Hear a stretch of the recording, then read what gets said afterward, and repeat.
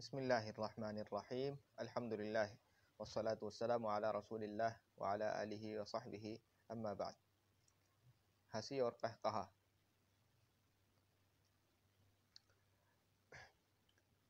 مسئلہ 38، نماز میں اگر کوئی شخص سو جائے اور سونے کی حالت میں قہقہا لگائے تو وضو نہیں ٹوٹے گا۔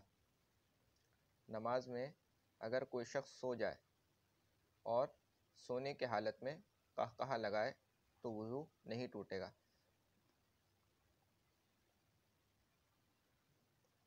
پہلے یہ بات آ چکی ہے کہ اگر نماز میں کوئی مرد سو جائے گا تو اس کا وضو نہیں ٹوٹے گا، البتہ اگر عورت سو جائے گی تو اس کا وضو ٹوٹ جائے گا۔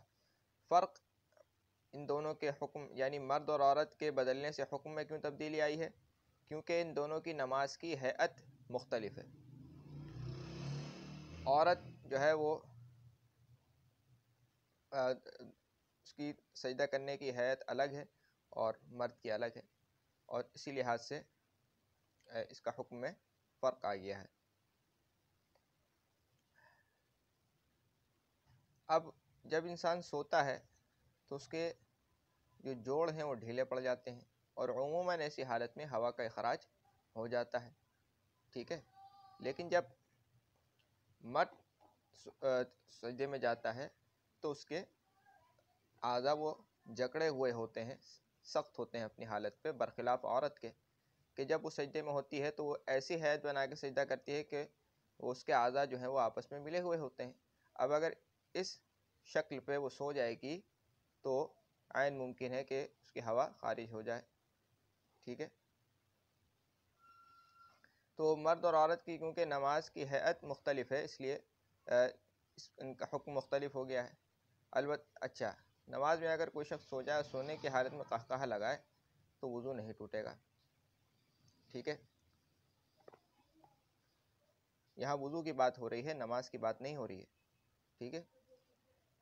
اگر نماز میں اتنی زور سے ہنسی نکل گئی کہ خود اس نے اور اس کے پاس والوں نے بھی سن لی تو وضو ٹوٹ گیا اور نماز بھی ٹوٹ گئی۔ اور اگر خود کو آواز سنائی دے مگر پاس والے نہ سن سکیں، اگرچہ بالکل قریب والا سن لے تو اس سے نماز ٹوٹ جائے گی لیکن وضو نہیں ٹوٹے گا۔ اگر ہنسی میں فقط دانت کھل گئے، آواز بالکل نہیں نکلی تو نہ وضو ٹوٹا نہ نماز ٹوٹی۔ کہتے ہیں کہ اگر نماز میں اتنے زور سے ہنسی نکل گئی کہ خود اس نے اور اس کے پاس والوں نے بھی سن لی تو وضو ٹوٹ گیا۔ اس کو قہقہا کہتے ہیں، یعنی اگر نماز میں یہ نماز پڑھ رہا تھا اور اپنے ہوش میں تھا اور اس نے قہقہا مارا تو اس کا وضو بھی ٹوٹ جائے گا اور نماز بھی ٹوٹ جائے گی، کیونکہ وضو ٹوٹ گیا تو خود بخود نماز ٹوٹ گئی۔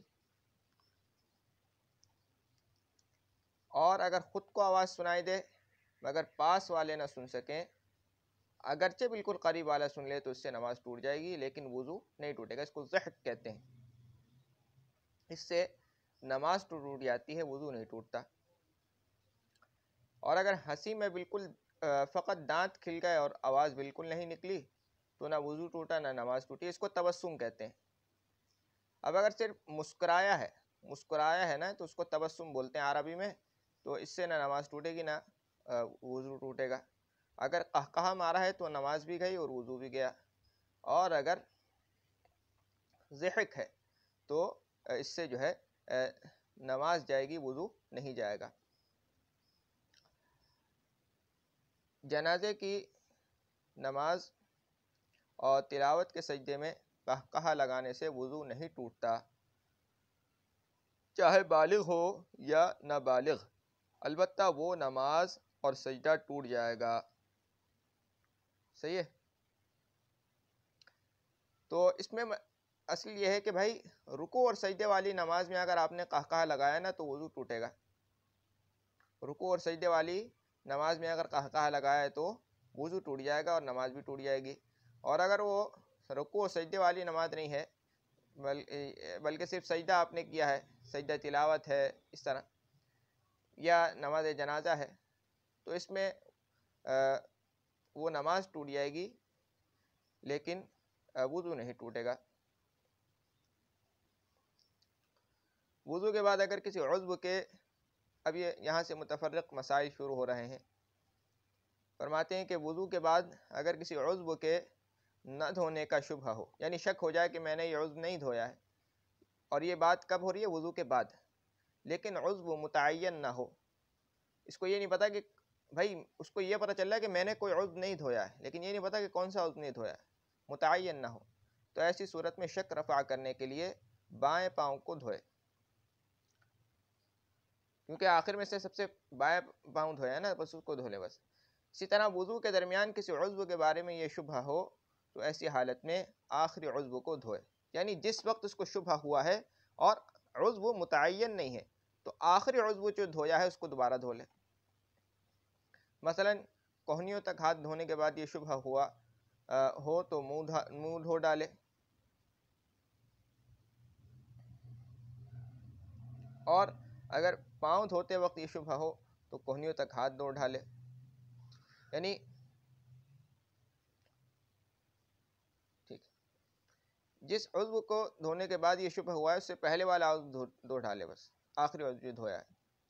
اور یہ اس وقت ہے کہ کبھی کبھی شبہ ہوتا ہو، اور اگر کسی کو اکثر اس قسم کا شبہ ہوتا ہو تو اس کو چاہیے کہ اس شبہ کی طرف خیال نہ کرے اور اپنے وضو کو کامل سمجھے، یعنی کبھی کبھار اگر اس کو شک ہوتا ہے تب تو وہ یہ صورت اختیار کرے گا، لیکن اگر اکثر اور بیشتر اس کو شک آتا رہتا ہے کہ کوئی عضو سوکھا رہ گیا ہے، کہیں پہ پانی نہیں پہنچا ہے یا نہیں ہوا، صرف شک کی ہے، تو ایسی صورت میں وہ بس اس شک کو اس شبہ کی طرف خیال نہ کرے، اپنے وضو کو کامل سمجھے۔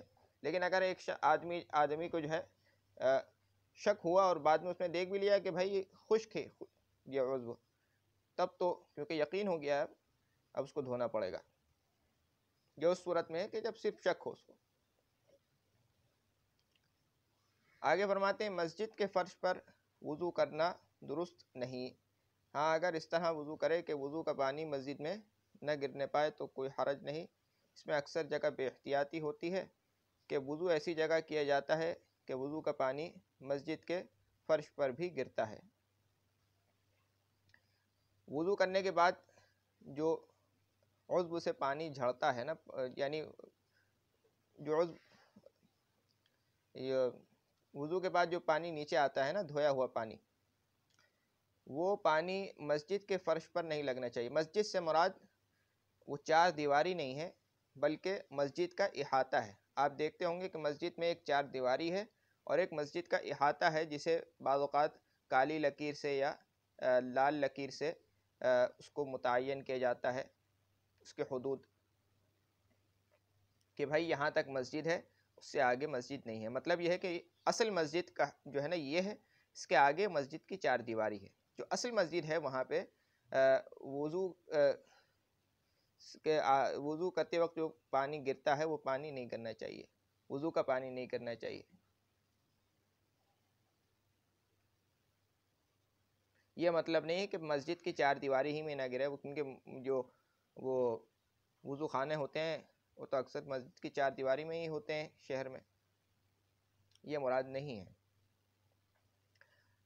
آگے جن چیزوں سے وضو نہیں ٹوٹتا، یہ کتنے ہیں؟ چلو یہ بھی 1 2 3 4 یہ بھی دیکھ لیتے ہیں۔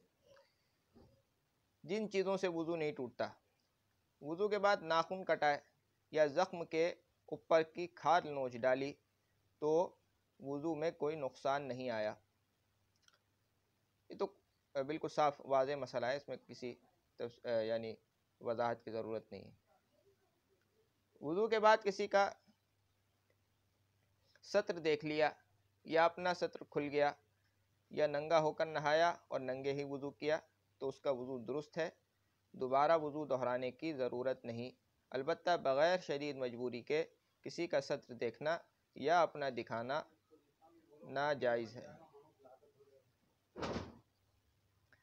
اچھا، فرماتے ہیں وضو کے بعد کسی کا، کہہ رہے ہیں کہ وضو کے بعد کسی کا سطر دیکھ لیا یا اپنا سطر کھل گیا، اگر مرد ہے تو ناف کے نیچے سے لے کر گھٹنے تک، عورت ہے تو سارا بدن سوائے ہتھیلیوں اور چہرے اور پاؤں کے، یہ سطر ہے، ٹھیک ہے؟ تو یا تو اپنا کھل گیا یا کسی کا دیکھ لیا، مثلا یہ ہے کہ کپڑے بدلنے پڑ گئے، یا کوئی کپڑے بدل رہا تھا اس پر نظر پڑ گئی، یا ننگا ہو کر نہایا اور ننگے ہی وضو کر لیا،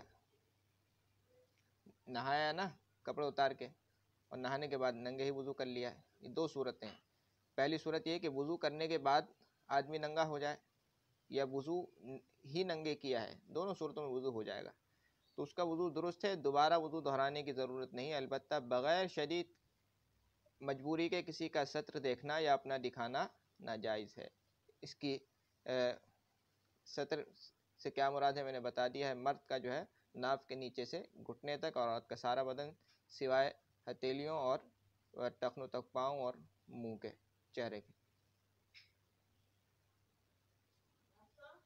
اگر وضو کرنا تو یاد ہے اور اس کے بعد وضو ٹوٹنا اچھی طرح یاد نہیں کہ ٹوٹا ہے یا نہیں، تو اس کا وضو باقی سمجھا جائے گا، اسی سے نماز درست ہے، لیکن دوبارہ وضو کر لینا بہتر ہے. ایک آدمی نے وضو کیا تو اس کو یہ تو یاد ہے کہ میں نے مثلا ظہر سے پہلے وضو کیا تھا، اب عصر کا وقت آ گیا، اب اس دوران میرا وضو ٹوٹا ہے یا نہیں ٹوٹا، یہ یاد نہیں ہے اس کو، تو اب یہ سمجھا جائے گا کہ بھائی اس کا وضو ہے ابھی بھی، اور اسی وضو سے وہ نماز پڑھ سکتا ہے، لیکن دوبارہ وضو کر لینا یہ ہے کہ بہتر ہے. جس وضو کے دوران شک ہوا کہ فلاں عضو دھویا یا نہیں تو وہ عضو پھر دھو لینا چاہیے، اور اگر وضو کرنے کے بعد شک ہوا تو اس کی کوئی پرواہ نہ کرے، وضو ہو گیا. البتہ یقین ہو جائے کہ کوئی عضو دھونے سے رہ گیا تو اس کو دھو لے. یہ تو بات پہلے بھی آ چکی ہے کہ جس اس کو دھوتے ہوئے اس کو شک ہوا ہے کہ فلاں عضو دھویا نہیں تو اس کو دوبارہ دھو لے، اور اگر وضو کرنے کے بعد شک ہوا ہے تو پھر اس کی کوئی پرواہ نہ کرے. یہ اس وقت ہے کہ جب شک ہوا ہے. البتہ اگر یقین ہو جائے کہ کوئی عضو دھونے سے رہ گیا ہے تو پھر اس کو دھوئے گا، یعنی پورا وضو دہرانے کی ضرورت نہیں ہے، وہ جو خشک رہ گیا ایسا اس کے اوپر پانی ڈال لے، بہا لے. اچھا، دھونے سے مراد کیا ہے یہاں پہ؟ دھونے سے مراد یہ ہے کہ اتنا پانی بہائے کہ کم سے کم ایک قطرہ گر جائے. یہ بات لوگ کہتے ہیں کم سے کم 2 قطرے گر جائیں، اتنا پانی اس کو بہانا ہے. گیلا ہاتھ پھیرنے سے نہیں ہوگا، کام نہیں چلے گا، وہ مسح کہلائے گا. اچھا، بے وضو حالت میں احکام یہ تھوڑے بڑے ہیں، وقت زیادہ لگ جائے گا. ٹھیک ہے، اب تک کے لیے اتنا ہی. سبحانک اللہم وبحمدک، اشہد ان لا الہ الا انت، استغفرک واتوب الیک. سبحان ربک رب العزت عما یصفون وسلام علی المرسلین والحمد للہ رب العالمین. السلام علیکم ورحمۃ اللہ وبرکاتہ.